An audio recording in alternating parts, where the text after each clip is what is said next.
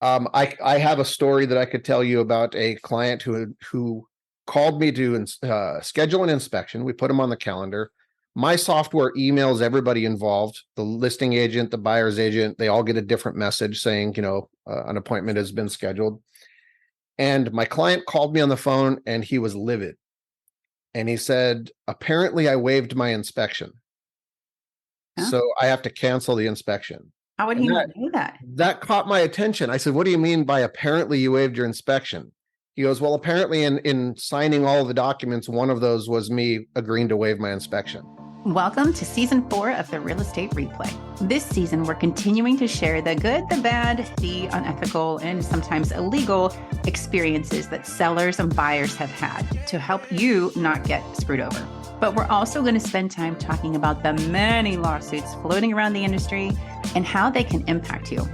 Perhaps even sprinkle in a few episodes explaining how all these quote unquote helpful companies are making a crap ton of money off of you. I feel like every podcast episode starts with me talking about someone I met on TikTok, but unfortunately, that's just how my life works lately. And a friend of mine passed along a home inspector's TikTok channel, which has been quite popular and recently has talked a lot about the underbelly of the industry and the relationship with real estate agents and home inspectors, which piqued my interest. And so I asked him to join me today to talk about some issues, especially when looking at home inspectors and real estate agents and relationships and what's going on in the industry. And so, Preston, thank you for joining me. And Preston is the owner of Kincaid Services, which is a home inspection business. And he does a ton more other things, but to put it bluntly, we'll start there. So, Preston, if you want to give a small background of where you are, how you got into the business, just to give people a little intro so they know that you know what you're talking about. Thanks. And thanks for having me, Wendy. I appreciate you doing this. So, my name is Preston Kincaid. On TikTok and on social media, I'm known as Inspector Preston. And it's kind of a running joke. I often joke or muse that I was ordered by a judge to do this for a living, which is sort of true. Back in 2001, I went through a divorce and I was involved in technology. And it was right after the dot-com bubble burst. And so I basically had a judge telling me to figure out a way of making more money to pay more child support, or he was going to throw me in jail. So a friend of mine owned a home inspection business. He knew that I did renovation and did some light building. And he said, you'd be great at it. I didn't really take the business seriously. I did it kind of off and on as a side gig, some extra weekend money for a long time. And then right during COVID is when I decided to really go into this, and focus on it full time and, dive in head first. Awesome. And I feel like we need to put a disclaimer out here because I just had someone today tell me I'm so negative about real estate agents. And I want to make it totally clear before we dive into this, because I have always said there are great real estate agents out there and there are not so great ones. And the issue is there's this lack of accountability, even when you report them, or they're big enough of a bad agent and they have enough sales, people are afraid to report them, right. Which we will get into at some point, of these big people who do not so great things. And the problem and why I've been so vocal about these bad experiences is that the industry presents itself as everybody use a realtor, they're all amazing, and we follow all these ethics. And that's not always what you get. And it's been an issue for years. And no matter how many times you report someone or what you do, it doesn't seem to change. And so I think these conversations are important. And we're not here to say all agents are bad.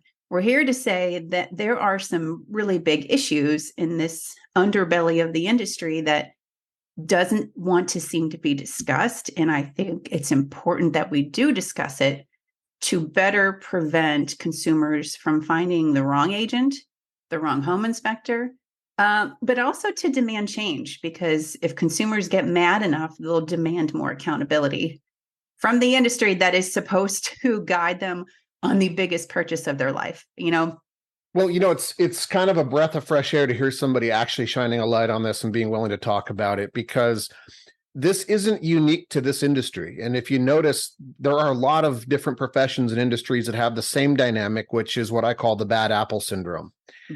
We saw it, in recent years, we saw it with law enforcement. And it's exactly the same dynamic. There are a handful of bad cops that act like tyrants and do some horrible things. And the bigger issue to me is that you don't see a lot of the good cops really calling that out or making, shining a light on it, having that conversation, and their actions tarnish the entire profession. Right. And then, I'm widely known for talking and being very open about these problems. And my videos don't just include the realtors, because a lot of times there's another inspector, what I call the soft inspectors, that are complicit and walking in lockstep with them because they're getting the referrals from those agents. And so for me, I'm really trying to address the issue from any angle that I can. So, I have a jumpstart program. I do a lot of mentoring and teaching, and I do webinars with new inspectors. That's a good point to address the problem when they're first getting started, is to say, be ethical, don't be afraid to be thorough. And we also have to learn how to be non-alarmist. There is a way to go overboard. But on the realtor side, here's what I'm very open about. My whole spiel, my whole methodology is about establishing meaningful and productive relationships with realtors, professional relationships. And I can tell you that most of the realtors that I work with are good, ethical people that are really looking out for their clients. And the main reason for that is that they're aware enough of the value of their reputation. And then you got a few bad apples, and it's tarnishing their reputation. And that, obviously bleeds over into our profession. Right. You know what I hate about the bad apple thing, though, is that's the immediate response. There's bad apples everywhere. And my thought is, great, let's call them all out. I am one person that can focus on one industry at a time. So awesome. Find someone to go after police, find someone to go after doctors, find someone to go after lawyers to better educate consumers. Because in the same breath, I have a whole platform that talks about a ton of this stuff and educating consumers, but we can't make positive change unless we're really focusing on what the problems are and demanding change and fixing it, because you and I are two people that can only do so much, Agreed. So. Well, I'm hoping, so obviously I agree with what you said. I would love to see widespread regulatory change. I'm not one of those guys that thinks the whole thing needs to be unregulated. I think that there is meaningful regulation that should be in place. There are changes that should be implemented.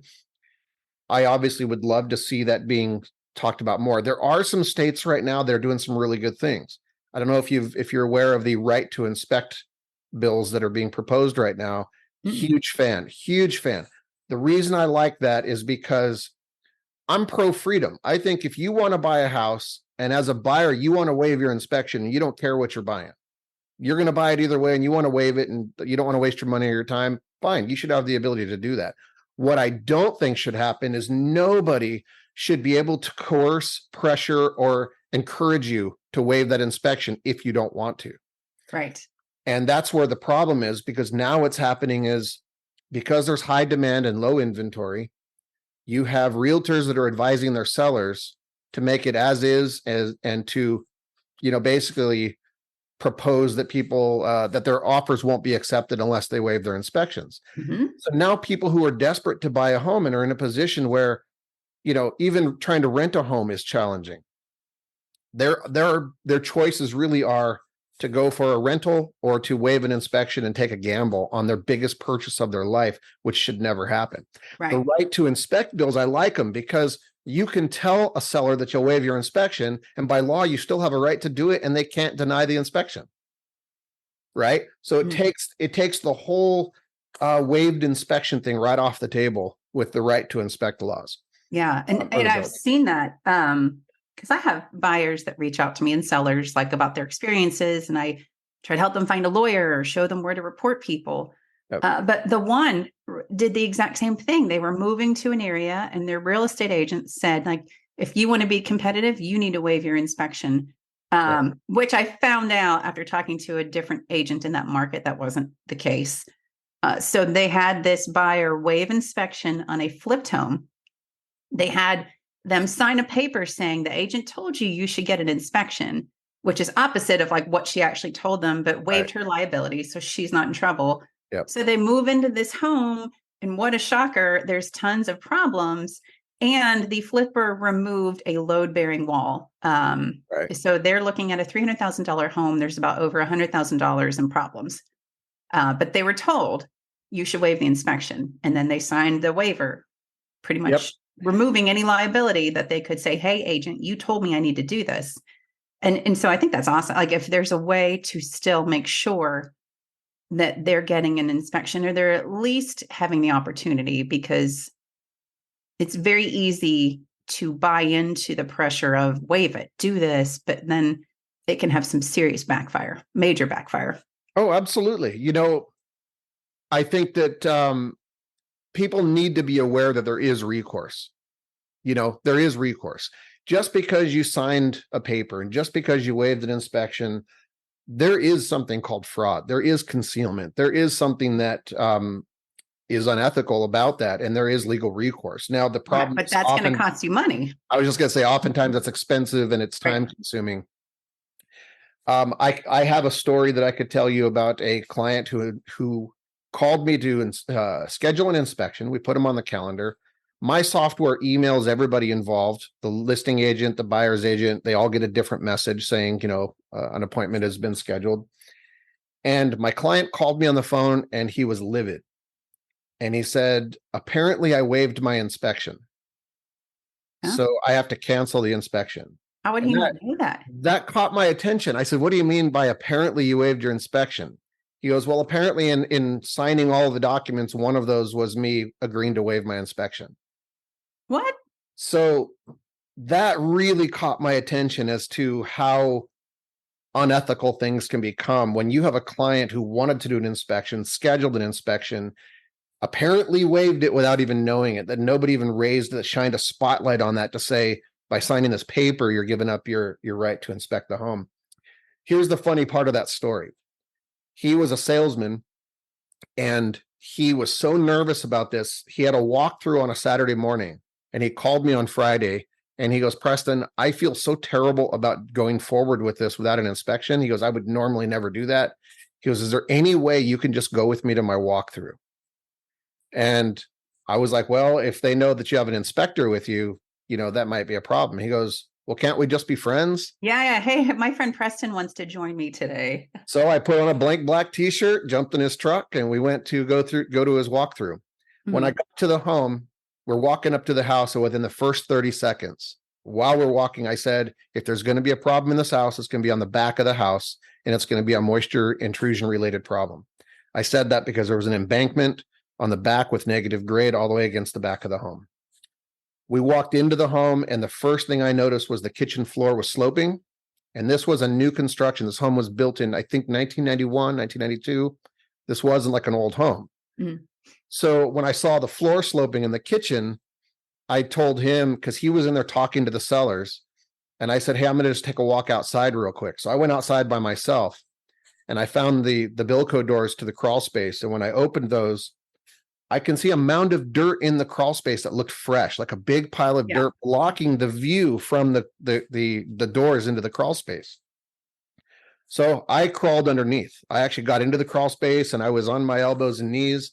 And against the back wall, I saw what I thought was fire damage. There was a bunch of, it looked like charred wood on the ground against that back wall. But when I got over there with the flashlight, I picked up some of those chunks of wood, and when I squeezed them, water came out of it. And when I looked up, I could see all the floor joists were rotting out of the floor, and it was all the way down that wall. And as I turned over with the flashlight, I could see 3 automotive car jacks were holding up the kitchen floor. So I crawled my way over to the car jacks and had the wherewithal to take pictures of the barcodes of those jacks. They looked like relatively new jacks, but I did see a little bit of surface rust on the handles and the wheels. When I came out of that crawl space, I was able to count over 30 floor joists that were completely rotted out, and there was yellow mold about a half an inch thick across the entire bottom of that floor. How I know agents aren't inspectors, but like, wouldn't you see a carjack holding up the floor and think like, this maybe isn't a good idea, right? Like, To their something's defense, wrong. it was in a crawl space and there was soil covering the visibility of the entrance, and that was very deliberate. They definitely built up the soil so you couldn't see under there to see those carjacks. When I presented that to my client, to the guy that I was doing this free of charge, by the way. Right. Because you're his friend. I showed him, right. Exactly. I showed him pictures on my phone of all that wood.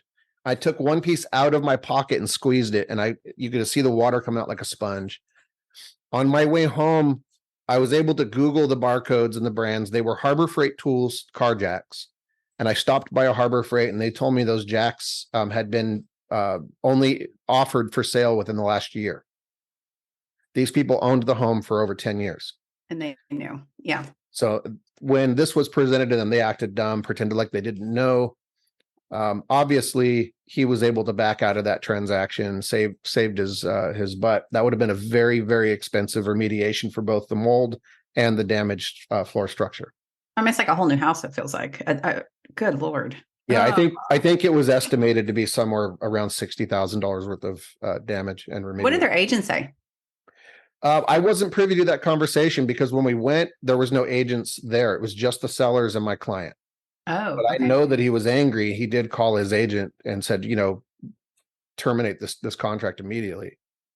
But imagine if he hadn't called me that Friday. Right. And the problem too is home buyers are putting up so much money up front, right? And then they're emptying their pockets to close. And then they come upon this stuff if they waive their inspection or they don't have any sort of due diligence or someone telling them like, hey, that doesn't look good. Where are they going to get that $60,000 from? Because they just put all their money into closing or into this home, right? Here's the thing that I think a lot of people kind of miss is that if someone were to do the same exact thing in buying a car, let's say you're buying a $30,000 car on a 5 or a 7-year loan, you'd be livid, you'd be in court, you'd be angry. But in comparison to a 30-year loan on something that's a $250,000 sale or a $500,000 sale, and yet there's almost nothing that's being done in these cases. And a lot of times people just aren't pursuing any legal action because it's expensive. It's mind-blowing. It really is mind-blowing. Yeah. And I want to get back to, because I could hear these stories all day. So I did an episode about 1.5 years ago or 2 years ago with my friend who had the same issue, right? She was labeled a deal killer, which we'll get into what that means. But she wanted to warn consumers that it's not necessarily the new agent that maybe isn't looking out for your best interest, or maybe there are some issues because sometimes it's a very well-known agent. And for her, it was an agent who has a very big popularity north of my city. She has billboards all over the place. So she's got the money to spend on marketing. And she said she would constantly call her and ask her, why is this on the report? You need to take this off. And she's like, absolutely not. And she said it got to the point where the agent asked to see the report first so she could edit it before she sent it to the buyer. And she said, no, forget it. Like, please don't call me again. Outside of work, we get along, but I can't do this anymore because I don't agree with what you're doing. And so that's what made me think of you when I saw your TikTok. So I kind of wanted to understand, because you shared a similar story about a top agent in your city. So like, what was the catalyst for you to start sharing stories like the ones that she has? Because that's really kind of seems to be your focus lately. And again, it's not to bash real estate agents because there are wonderful ones out there, but there's some stuff going on in this industry that doesn't seem to want to be checked. And so we have to have these conversations. So what was your trigger that I need to start talking about this? So my trigger was mainly, this year was rough. Losing one of my top referring agencies and losing a whole slew of agents overnight and being labeled a deal killer was kind of a wake-up call for me, because here I am. I'm the guy out there telling home inspectors by the thousands to focus on trying to do something good to help realtors, try to establish real relationships, try not just to be the guy writing the bad reports, but to do what you can to make their life and their job easier. Because to be honest, realtors do have a very dynamic and a very challenging job. I couldn't do the job. I couldn't. I actually flirted with becoming a realtor. And honestly, I can't juggle 1,000 people at once, right? I can't juggle clients and contractors and lawyers and it's just a lot. I just don't want to work on someone else's time schedule. I mean, that's really like, I'm sorry, because people have asked me like, why aren't you into it? And I was like, no, because I like making my own schedule, and you're not on your schedule. You Right. are on when it's available for everybody Yep. else, whether it's nights, weekends, evenings, and yeah. Anyways, so go Yep. ahead. So yeah, before you go too deep too, like Sure. a deal killer for buyers that maybe don't know what that is essentially what? So the deal killer syndrome is when realtors get upset with you for writing a report with an unflattering or a terrible report on a home. If you have to give somebody a report that says this house has a lot of problems or it has some big problems, then a lot of times they get angry with us. It's kind of like the shoot the messenger sort of thing. What I try to tell agents, and most of the agents I work with know this, and they'll be the first ones to say it, where they'll say houses, inspectors don't kill deals. Houses, kill their own. Houses do speak for themselves. I'm just the voice. Most of the time, not always, but for the most part, that wake up call of basing my business on realtor referrals and realtor relationships, and then having one agency, husband and wife, get upset with me over one listing and to tell all of their agents to stop referring work to me because I'm a deal killer was a huge. What were they upset about? Because you were too detailed? Yeah. So that basically what catalyzed that was I had a home that had very nice home, but I encourage my clients to be present on inspections. I encourage them to be a part of the inspection, and I walk them through the stuff that I'm finding as I'm finding it. I explain things to them. When you have a client at a home and you're noticing certain things like huge support columns that are not plumb and they're leaning and they're cracked, you get inside the home and the floor is, not level and it's sloped 2 inches on one side. You have a client leaning against the wall going, why is this wall leaning outward? These are not things that I can hide from a client, nor would I if I could. So when the client's going, why is this sloped and why is this leaning? And you're having to tell them this house has some significant structural movement. And in my report, I'm going to recommend evaluation by a structural engineer. To a layperson, to somebody who doesn't understand structure or home inspections, the home looked pretty nice. The floors were nice, the cladding looked nice, but I noticed some other things. I noticed the rafter tails, that were protruding from the eaves. 6 of them were doubled up and sistered just randomly, and there was no rhyme or reason for it. And I couldn't figure out why they had sistered. They were doubled up those rafters. Why does someone do that? What's the point of that? So you can surmise. Obviously, I couldn't see exactly why they did it, but in the report, what I said was sistering joists is typically a repair for certain things like cracked or displaced, roof structure.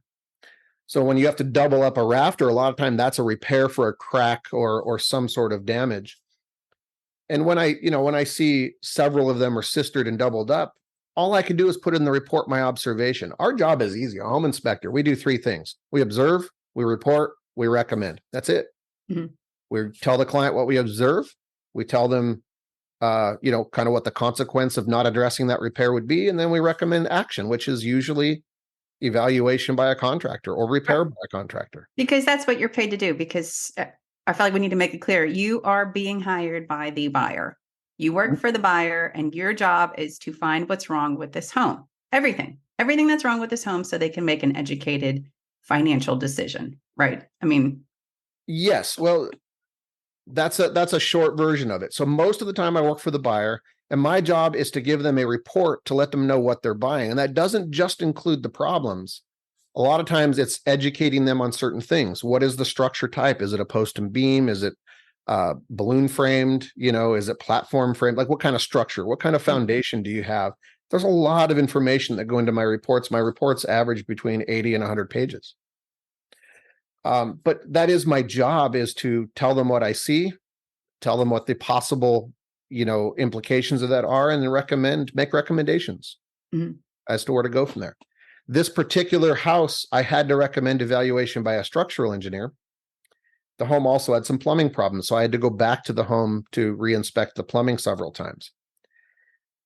The drama that the inspection created in the transaction is what catalyzed the whole deal killer label and cost me the referrals of more than 17 agents overnight in one day. Now, thankfully, and to their credit, many of the agents that worked for that agency told me, I'm a free agent. I can refer whoever I want to, and you are the best. And I like working with you, and you do good work for my clients. And I still work with those agents today. Mm-hmm. And that but the messaging from the people that they report to was that you are not to be used. Yeah. That basically Preston's a deal killer. Don't refer work to him. And, so that was the week that I decided to actually start my social media platforms and really diversify how I presented myself and how I obtained clients. I didn't want to have all my eggs in that basket. Right. And I want to know this. So what was the feedback when have you gotten any cease and desist yet? Because I have a couple, and I'm going to frame mine because I feel like it's just a badge of honor when someone's mad that you exposed how they're operating their business that's not consumer friendly. And I also get a ton of trolls and hate comments. I get it all because I probably go a little bit deeper and harder than some of the stuff you have to discuss because I don't care.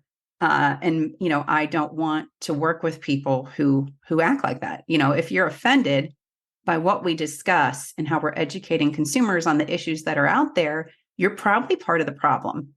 So I don't really care to deal with you. But you are in a different position because these people are kind of the relationship sometimes. But, I would love to say that buyers are constantly doing their own due diligence. But I think to a degree, buyers are so overwhelmed, it's very easy to just take the name that your agent gave you. Right. So what happened when you started to get ballsy on TikTok, is for a better word? So the one thing I'll say is I have extremely good lawyers, like very good lawyers, and I get very good legal advice. And I'm very careful. So if you notice, I'm telling these stories, they're very true stories.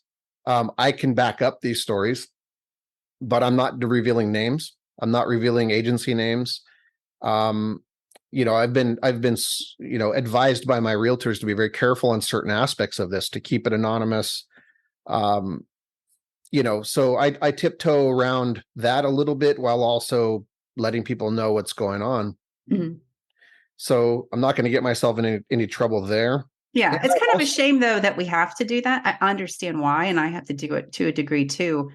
But it sucks too because the bad people out there. And one of them specifically, there's a really bad one in Boston that should not have her license. She should not have it. And she does because she sues anyone that speaks about her.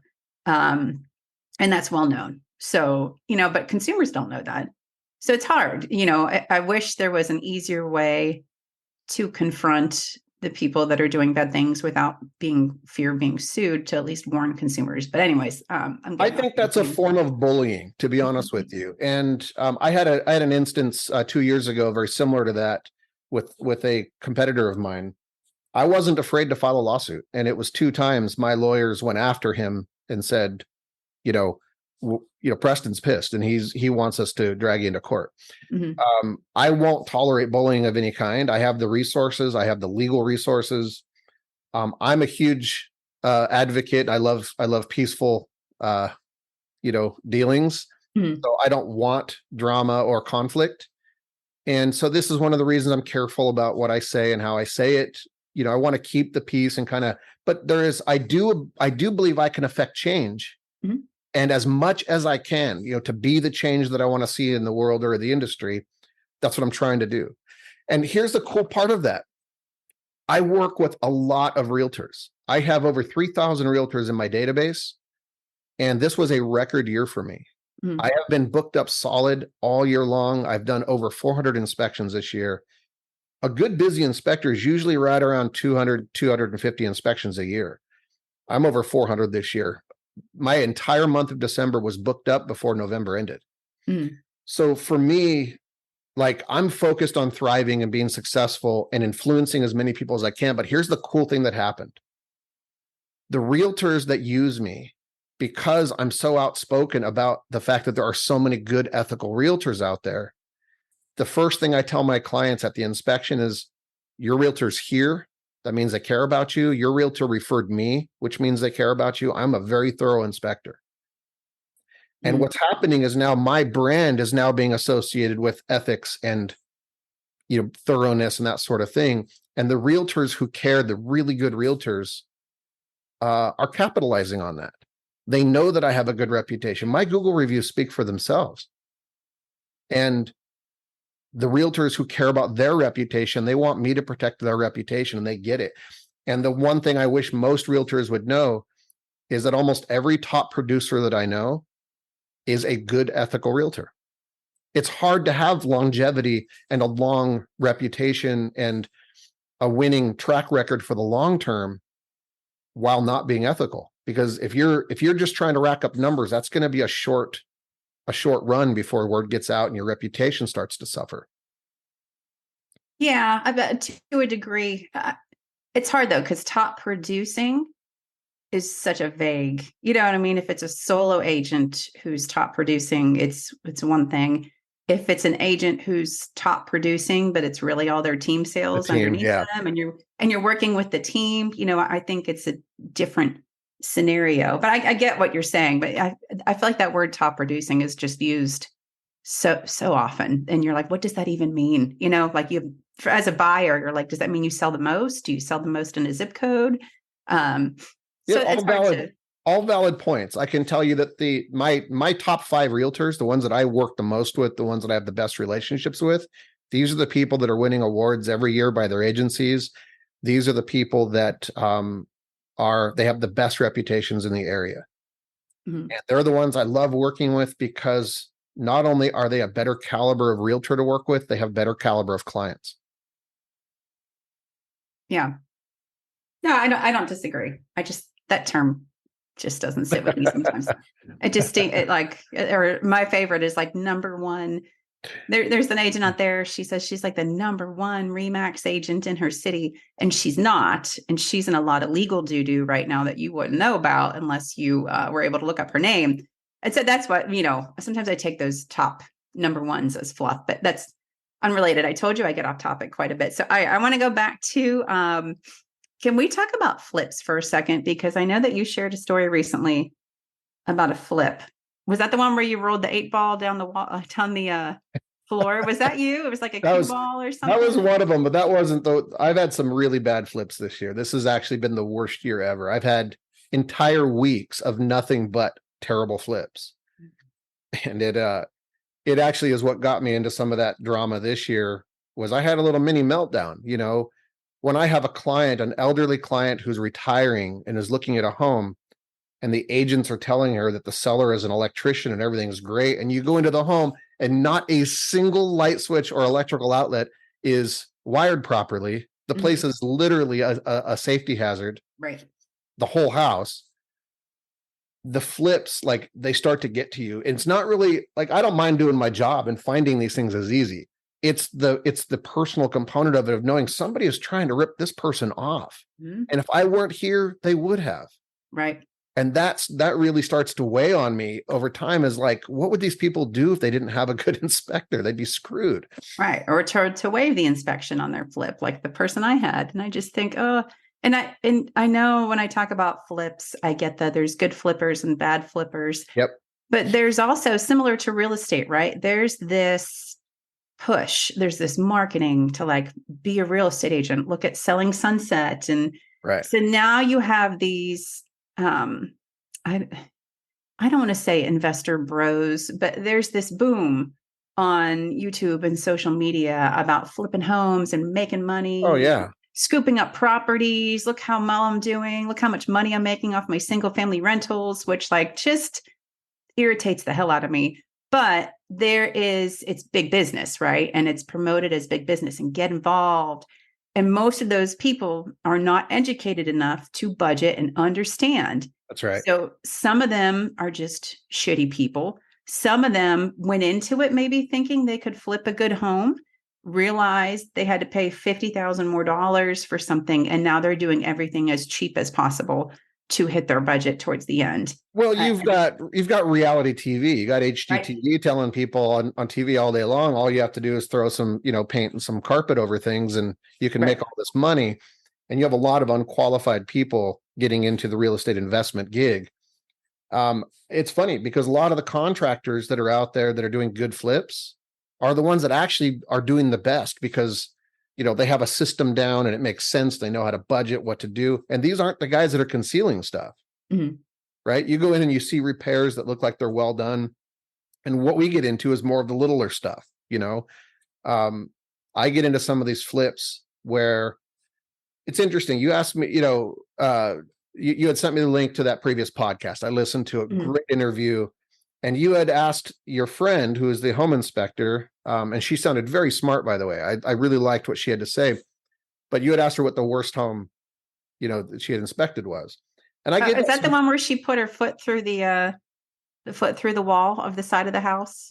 Oh, there was something. There was quite a few. But I remember her saying, if you go into a basement and one of the support beams is a different color than the other ones, red flag. Or if the basement is freshly painted, that's a red flag. Like pay attention to what's happening. But I actually have a video on TikTok about that, talking about painted framing and attics and that sort of thing. Well, when I got to thinking about it, all home inspectors are going to have those awful homes. You're going to have your hoarder houses, your houses of mold and feces and just rats and rodents. And we all have those, right? Those aren't the worst. For me, the worst are the homes that look nice from 20 feet away and everything is concealed behind something because the person was smart enough to know that home inspections are visual, non-invasive, non-destructive inspections.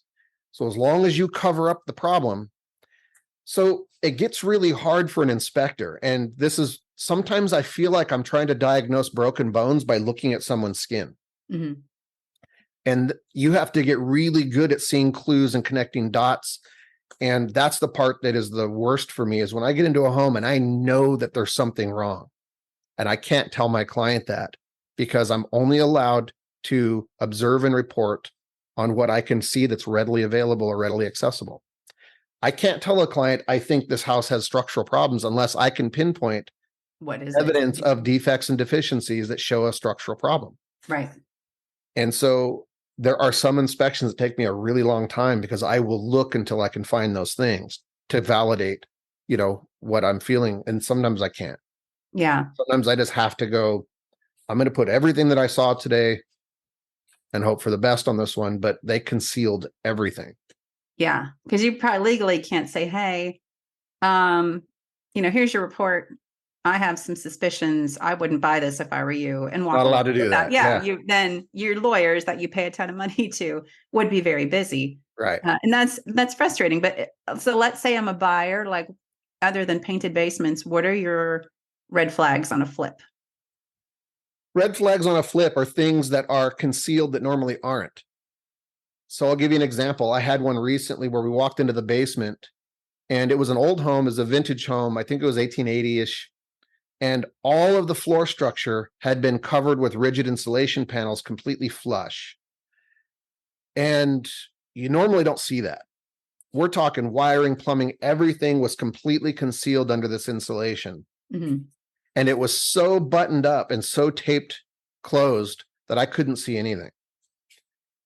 And when I walked into the basement, I could smell mold very strongly, but I couldn't see any mold on any of the stuff that I could see. And when I looked up at those panels, what I was feeling was they might have been concealing mold on the underside of that floor structure. So I couldn't say to the clients that there was something wrong. But what I did recommend in my report was the entire floor structure was not readily accessible, and there was an odor of a mold-like substance. I recommended invasive inspection, and they were actually able to do that. They were able to get the sellers to agree to let a contractor pull the insulation down and have me go back and actually do an invasive inspection. What was in there? So we did find some mold. Yeah. So it was less than I thought it was going to be. It was a much better condition than I thought there was going to be. But at the end of the day, it confirmed exactly what I thought at the time was they're covering something up here, or that insulation could have sealed it off and created the problem. Right. Or made it worse if they didn't pull that Right. down and take a look at it. Right. Right. All right. What else do we got here? So covering up, hiding stuff. Yeah. Concealment. So you can also see a lot of things. If you get into a home and a flip and you start noticing a lot of little things, the countertops aren't secured, crown molding and baseboards, are really poorly finished, or they're not even secured properly. When you start seeing stuff that doesn't look like good workmanship on the simple stuff, that it's not going to be well done on the bigger stuff. Mm-hmm. Right. And so those are the red flags for me. When I get in, I start paying attention. What I tell clients is we're trained to look and see if somebody actually cared about the home, whether the home was well cared for or whether it was rehabbed, right? Because sometimes homes get into a state of disrepair or dilapidation, and then they're renovated or restored back. And we can see that. We know when something has been brought back to a good condition, but it wasn't at one time, or homes that were just always kept nice. But when you get in and you start seeing all the clues, that's when you can start digging deeper. Mm-hmm. When you start seeing wavy floors don't normally get like a roller coaster. They usually slope in one direction or slope toward the center, something along those lines. But when you start seeing peaks and valleys and ridges and crowns, that somebody tried to re-level the home improperly. Mm-hmm. And so I'll often make jokes with clients. I'll say, look, I'm kind of clairvoyant. When I get in the basement, I suspect we're going to see temporary jack posts in the basement. These are going to be telescopic columns with a pin in the center and a threaded piece at the top. And then when we get into the basement and they're there, I look over and I go, wow, how did I know that? Well, the reason I know that is because I've inspected thousands of homes. And right. And one look at the floor would tell you. So I didn't tell you that we were going to talk about this, but can we highlight new builds real quick? Because I want to absolutely pull my hair out when I see buyers, because I hang out in this home buyer forum and I see what they write. And multiple times they're asking if they should get an inspection on their new build because their agent told them, don't worry about it. The home builder has a 1-year warranty where they come back and fix stuff for you. And right. I want to pull my freaking hair out because as someone that has dealt with the warranty department, it is not fun. They find reasons to not come back, to not fix things. And I just pull it makes me so angry. And there honestly should be 2 inspections. There should be a pre-drywall and there should be an inspection before you close. And you should get as much possible fixed as you possibly can. But I think there should be 3 inspections. Oh, there's the third one. Okay. I think you do pre-drywall, you do pre-closing, and then you do your 11-month. Right? Because if you have a 1-year warranty, get an 11-month inspection, get somebody in there, because a lot of times things are good at closing. Mm-hmm. And then you come back in 11 months later and you start to see all the welds on your double hung vinyl windows and your sliding doors. The welds are cracking and breaking, and things that were meant to last 30 years that haven't even lasted 11 months. So there's a good buddy of mine, Trey, Gold Star Inspections. He's on TikTok. Yeah. That ain't right. I was just going to, you beat me to it. I have a very, I don't know if I don't have a life, but like, I feel like I know all these TikTok people. I obviously spend too much time on there, but like I follow him and I immediately knew when you said his name, what was going to follow up with that, with his tagline. Yep. That's what he does a really good job. Oh, absolutely, man. You go look at his stuff and you watch 5 of his videos and you will never, ever skip any of those 3 inspections ever again. Who's the other one? There's a couple other ones. There's Cy Porter. Yes, that's it. Sci-fi. He's like, oh, I'm in this neighborhood today. Oops, I dropped my phone so that you can see the name of the neighborhood. And he's like, oh, I didn't mean to do that. And I'm like, yes, you did. And I love it. And then there's my best buddy. My best friend his name is Yuri Badovich, Inspection Therapy.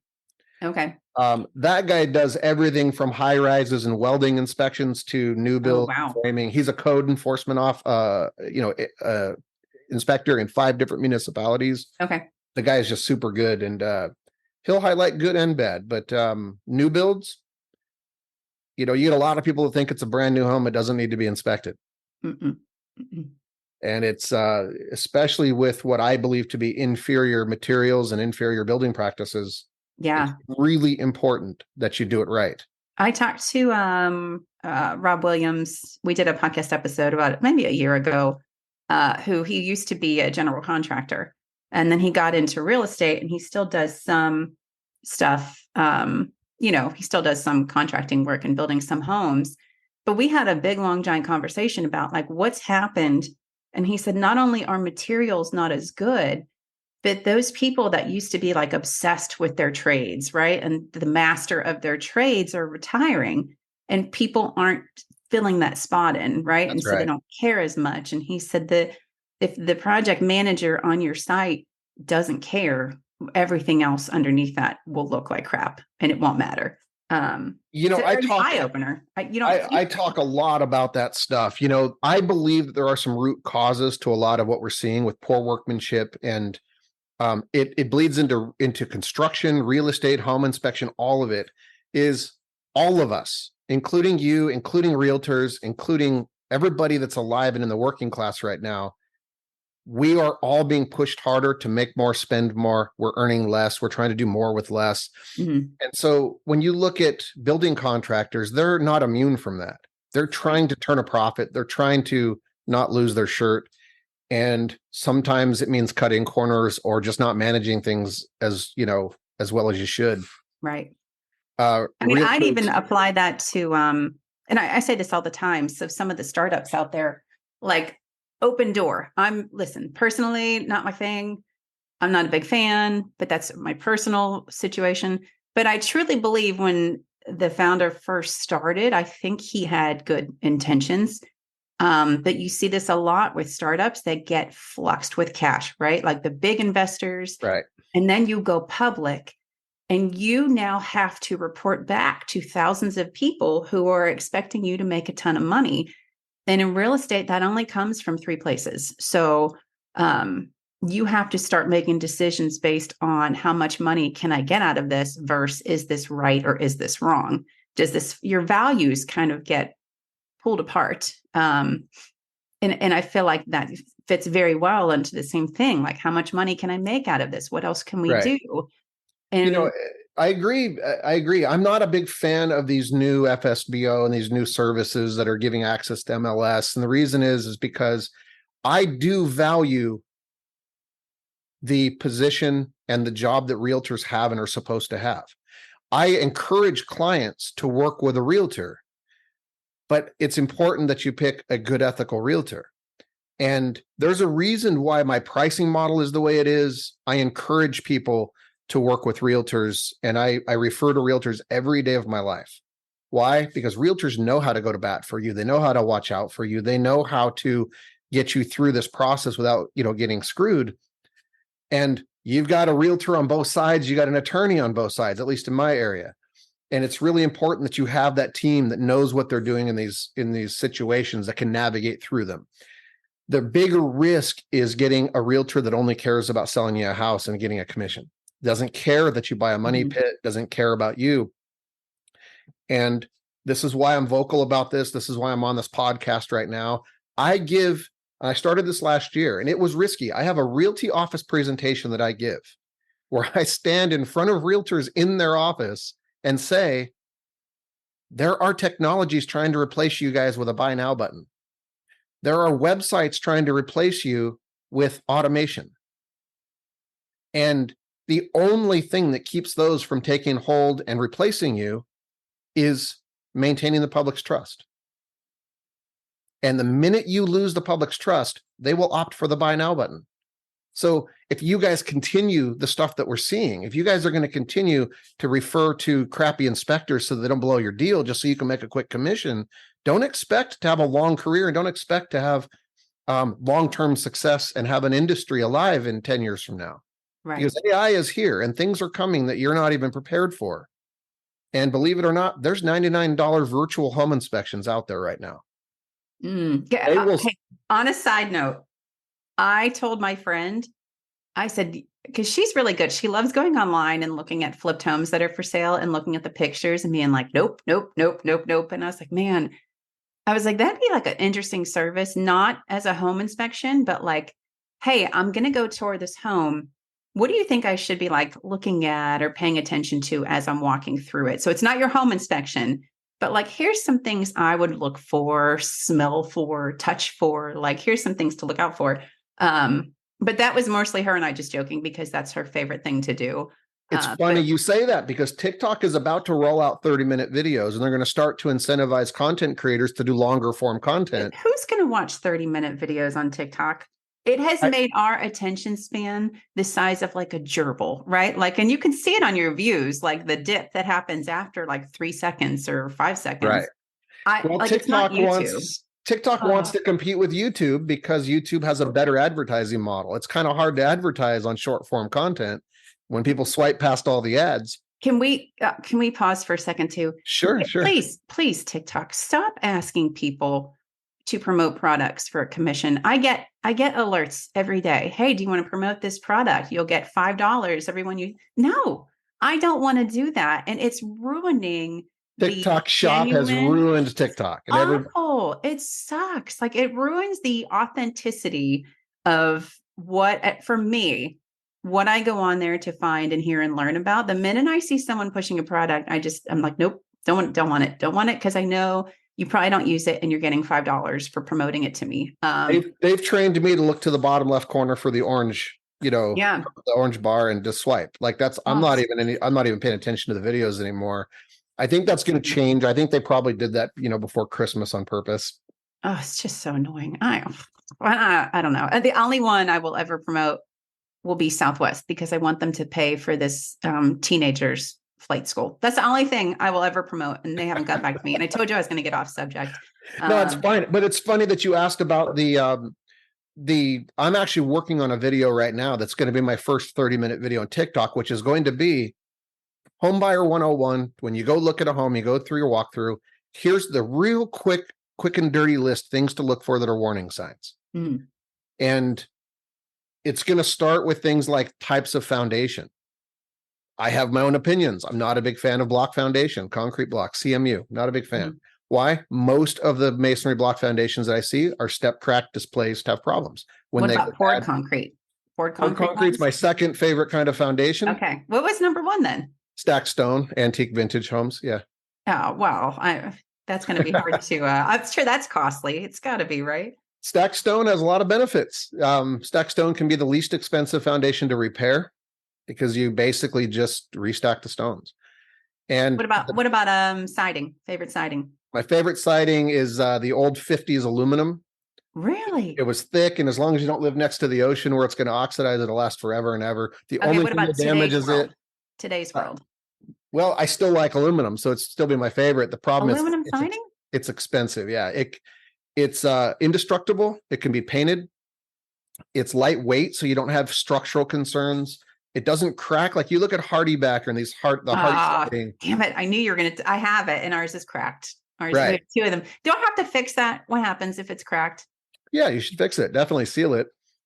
Okay. But aluminum doesn't crack, so aluminum's my favorite. I do like old, old clapboard and even board and batten can be good. I like the old building practices. Okay. So anyway, but I'm doing a longer video that's going to talk about, the 101 of how to evaluate a home as a layperson. Okay. Yeah. Let me know when that comes out. I will. Unfortunately, my attention span is turned to crap because of TikTok. But if I can do my best to ride through the 30 minutes, I will absolutely watch it. Well, the video is going to have a link to a checklist that you can download. Oh, okay. So I'm going to encourage, home buyers to download this checklist and at least go through it and check off the things as you go to, here's the basics. Mm-hmm. Don't use it as a replacement for home inspection. No. But if you see these things, prioritize the homes that you're interested in. Right. And you're probably not encouraging them to go crawl into the crawl space, which can I ask, how the hell do you do that? Because there is not a chance, like for $1 million, because of snakes and animals and cobwebs, that I will go into a crawl space. I won't do it. I absolutely will not do it. How do you psych yourself into crawling into those things? Because I can't do it. Well, I'll give you one little tidbit. I'm lazy as hell. But I'm not, that doesn't mean that I'm not thorough. So here's why I say I'm lazy. I always start the roof with a drone. Okay. And in my area, most roofs aren't walkable anyway. So I always do a roof level inspection. But I'll tell you why this is relative to the crawl space. I use the drone on the roof first. And if I see something that I think I need to put my hands or my eyeballs on, then I crawl up there and I go look closer. Right. Most of the time I can use a drone to get a a superior roof inspection. And I'm going to do a video on that soon too. But crawl spaces are no different. I have 3 crawler robots. Ooh. Some people call them crawl bots. They're RC controlled. They have lights and cameras on them. So the first thing I'll do is toss that in the crawl space, go drive it around. And a lot of times there's critters and snakes and raccoons and stuff. And usually the crawl bot scares them away. Okay. That's smart. I don't think that's lazy. I think that's safe because God. And then I'll throw my coveralls on and crawl underneath. So no, that's smart. God. I embrace technology. Yeah. Hey, do you use the thermal camera too? I use thermal imaging on every inspection, and I wouldn't recommend using an inspector that doesn't. Right. And so let's get into that. Like, what are you looking for when you're looking at an inspector? Because I have a few, but go ahead. Yep. So it's funny. I actually have 3 videos where I list exactly what to do, how to interview your inspector, exactly what to ask, exactly what not to ask. First and foremost, don't use price as a pre-qualifier. Asking a home inspector his price is literally the least important question you could ask him. And the reason I say that is because I have never seen a good home inspector that was cheap. Right. Well, you think about it, if you're using the most updated technology and tools to figure out what's happening in the house, like that's probably going to cost a little bit. Sure. And you know what I don't do is I don't pack 3 inspections onto my calendar in a day because I'm trying to make money. I leave enough time to spend time to evaluate the home effectively. And if I have to stay 3 or 4 hours, I will. Right. A lot of these guys are flying through it because they're packed 3 or 4 deep and they're able to do a lower price. Right. I've never seen a cheap home inspector that was good. So you take that reality, you start off with number 1, please don't shop on price because that is the most expensive thing you're ever going to buy in your life as a cheap home inspector. That's how you get into a money pit. So it's money well spent. The difference in price can be like most of the guys in my area are around $325 to $375. My base rate is $650. I'm double the price of a lot of the lower price guys, but you're going to get your money's worth. I'm going to use thermal imaging. I'm going to use RC, crawler robots and drones and whole camera systems. And I'm going to spend the time I have to do a thorough job. Right. But I think it's worth asking, right? Like beyond price, what you said before, how many home inspections do you do a day? Right. So my sweet spot is 1. I like to do 1 a day. I will do 2 a day during busy season. I don't like doing 3. On occasion, I'll do 3. But if it's a 3rd one, it's going to either be late at night or it's going to be, if my inspections are scheduled out with a big enough gap, it'll be a small home, cabin, manufactured home, something like that in the middle. Right. But if someone's telling you they're doing 4 or 5 a day, they're probably not spending a lot of time in your house. There's no possible way. Yeah, you can't do, even 3 is challenging to do thoroughly. Unless one of them's small or easy. Number 2 is make sure that you find an InterNACHI certified inspector. InterNACHI is a great organization. I'm an InterNACHI guy through and through. What about is it ASHI? What's the other one? Yeah, ASHI is good. They've been around a long time. I'm not a fan of ASHI, but what's the dirt? What's wrong with them? So I don't really have any dirt. What I will say is ASHI isn't as involved in our industry, and I think they're kind of dying on the vine. I think they're on their way. Gotcha. InterNACHI, Ben Gromyko and Nick Gromyko, the founders, they are so involved in our industry and they're so big on trainings and establishing SOPs, standards of practice for things. They're just so involved in the industry, and they really push us hard with ethics and continuing education.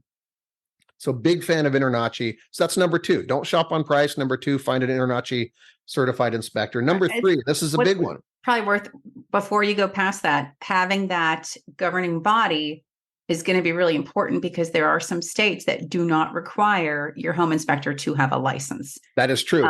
And even pass a test. So I think that's important. So go ahead. Number 3. Pennsylvania is one of those states, and I do a lot of inspections in Pennsylvania. But what Pennsylvania does require is that you belong to one of these organizations that has a code of ethics and a standards of practice. InterNACHI covers both of those, and InterNACHI is very, very good with both of them. Their code of ethics is beyond exceptional.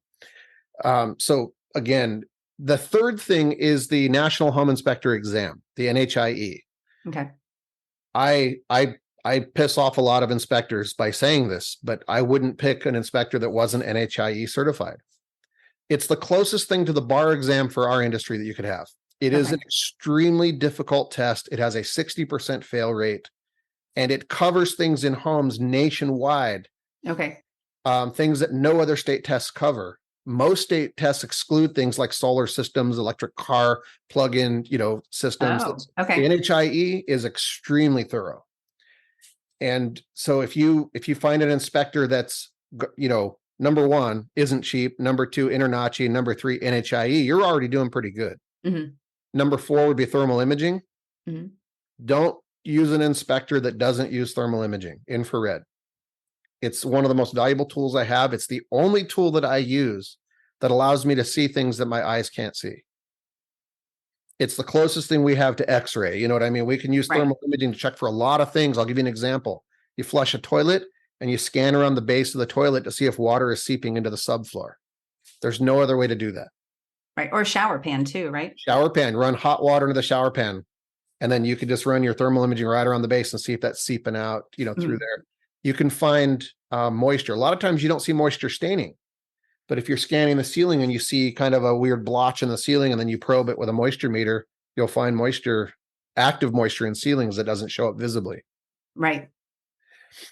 So thermal imaging would be, definitely up there. And then on top of it, I get into the crawler robots. I think if an inspector has these tools, if they have a drone, if they have a crawler robot, they have invested in their business. And here's the reason I say that. We don't have to go into certain crawl spaces. If the hatch for the crawl space is smaller than the legal requirement, the minimum size, we can put in the report, not readily accessible, and move on. We don't even have to try to squeeze into it. Okay. Right? And there are a lot of inspectors that will do that. They'll say, oh, hatch is too small, can't get in there, and they'll walk on.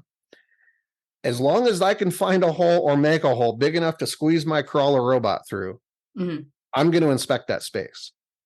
And if I can't get the crawler robot into that space, I'm going to go get my Doka pole and I'm going to stick it through whatever hole I can find. And I'm going to look as best I can at whatever I can get into. It's just the mark of a thorough inspector.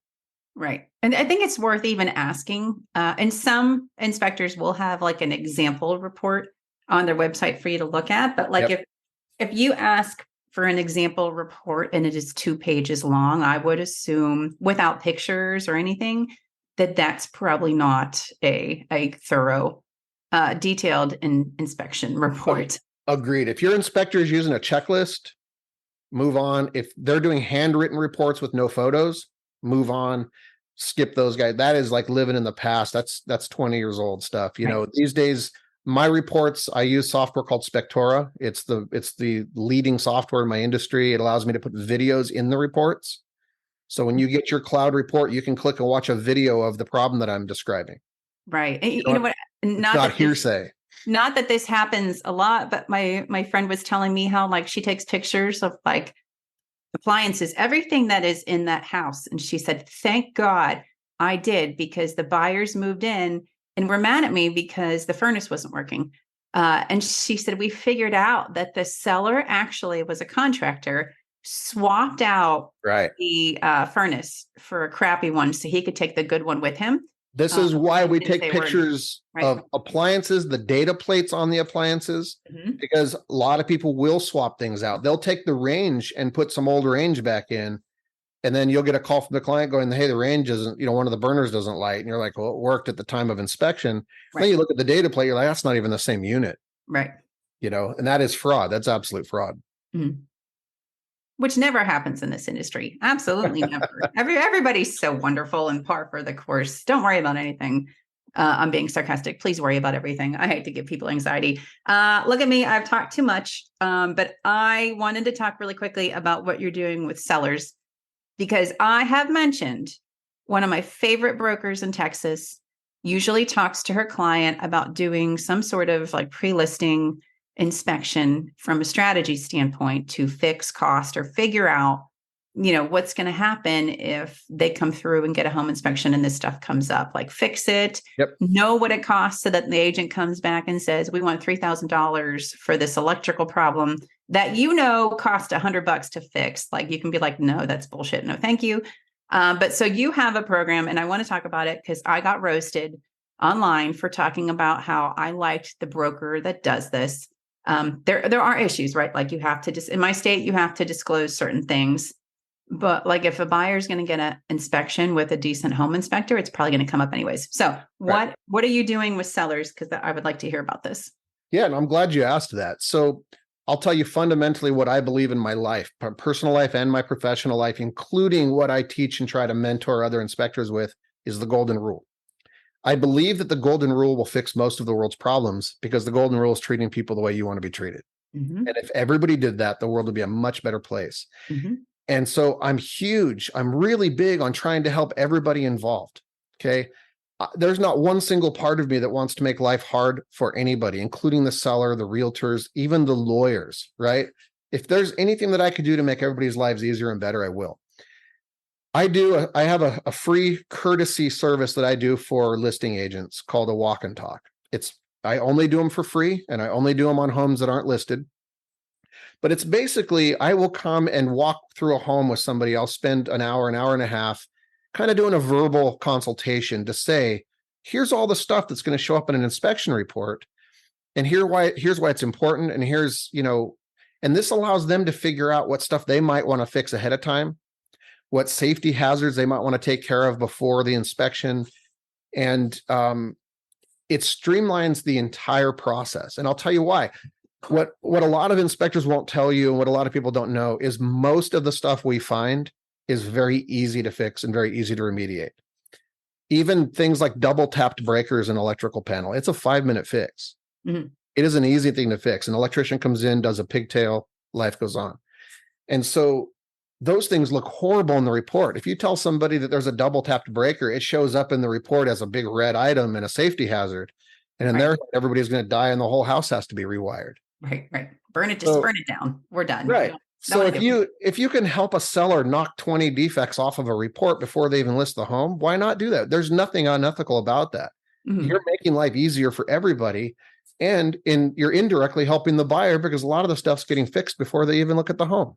Right. And it's interesting too, because we talked about this as like, there's these, I think the post was about, are we doing real estate backwards? And the whole gist of why this broker does this is she's like, there's so many speed bumps that come up towards the end of the process that delay things, make things go to shit, and your deal is done. Right. Yeah. And so she's like, why are we not looking at some of these speed bumps like beforehand to salvage the sanity of everyone involved in this transaction, and remove some of that stress. So, it totally makes sense. There is like the disclosure part of it, right? Like if you're pointing some stuff out, but again, when you live in a world of honesty and transparency and treating people the way, like I would want to know what's wrong, and I would disclose what's wrong because I don't want the next person to buy my home and be screwed, but unfortunately, not everybody thinks like we do.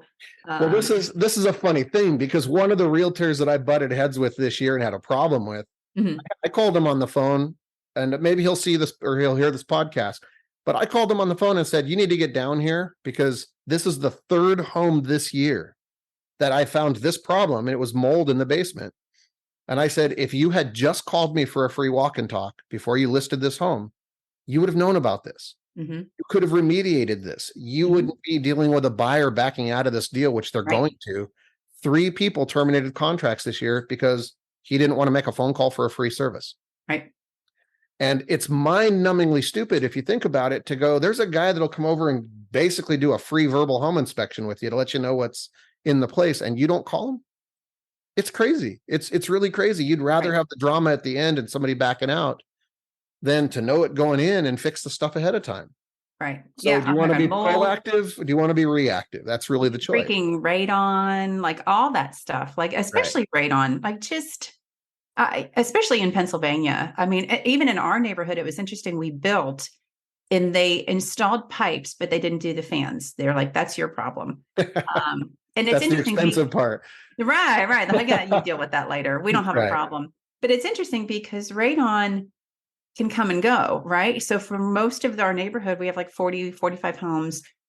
We all did a test and everybody was fine. But then like 5 years later, a couple homes started to pick up because they tested again. And then like a couple years later, like a couple more homes. So we all ended up having to get fans. But that's something too, like it's probably going to come up if it's a problem in your area, like just know what's wrong. It just seems like it's so much easier for everybody involved. I'm a big fan of that. I'm a big fan of, being aware of what's going on. Here's the thing. Most home buyers don't know what the problems are with their house because they're too close to it. Mm-hmm. You can walk right past a problem. You mean home sellers, right? Yeah, sorry. That's what I meant. No, you're good. Homeowners, people who live in the home, they oftentimes don't know all the things that are wrong with their house. Number one cause of structural damage in a home, negative grade. Mm-hmm. And you could live in the home for your whole life and go, why is all this moisture in our basement? Why are we getting water intrusion down here? I see people trying to spray foam and seal in the basement, try to stop it. And yet you come in and you go, you got negative grade and the water's flowing and hitting your, like, it's an up there problem. And if somebody had told you that 10 years ago, it would have already been fixed. Right. And it's not a hard fix to a degree. I mean, especially if you're looking at like the mulch beds around your house and how you're planting things, like to pay attention to that. Right. Which is funny because that's the one thing she said. She's like, just walk around your house once a year and see what's going on out there. Like, where's the water going? Like, just because it's going to help you in the long run. If I could tell everybody one easy thing right now, if you go outside and you have a downspout that is dumping right next to your foundation, you are going to have major structural problems with your house. And it is a $7 fix. So you could avoid $50,000 or more in damage to your home with a $7 flexible extension on your downspout. But we just don't know. And I worry too, because as my dad, and maybe this is for certain people, but I also feel like we need to start learning some of this stuff because generations before us, I think, were very much more handy. And maybe it's just me and my friends, but absolutely none of us are.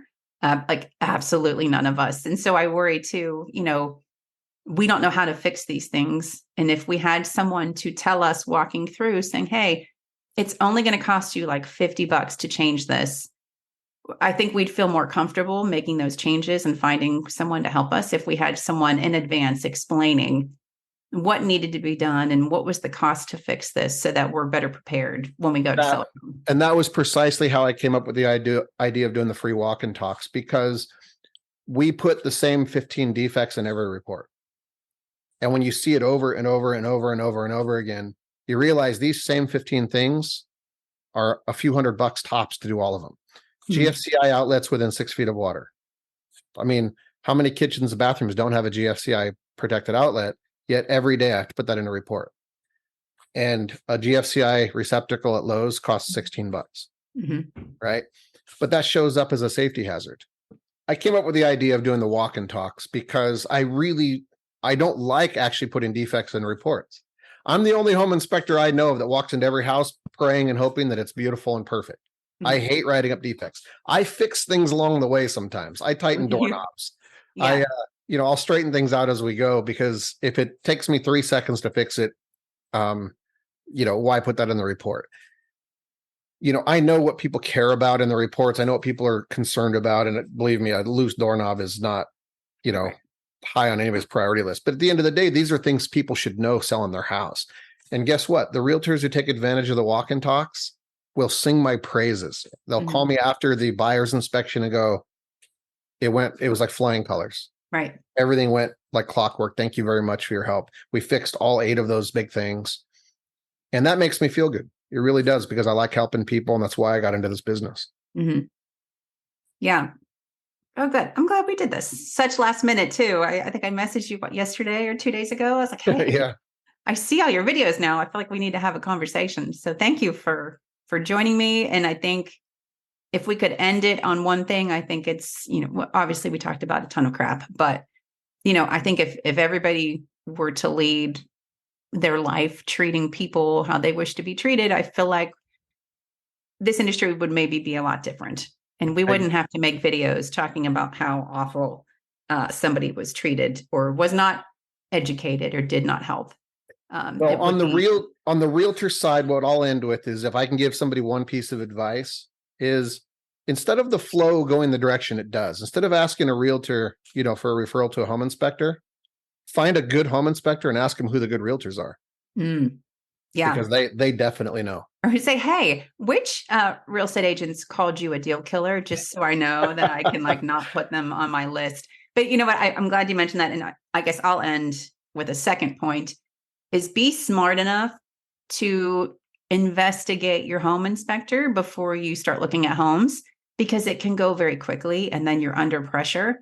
And I think sometimes that's what happens when they just use whoever their agent recommended instead of taking the time. So research, even title, everybody, title, insurance, home inspectors, take the time to stalk them now. Go on their social medias, make lists of who you think you might want to use, because you're going to need it quickly.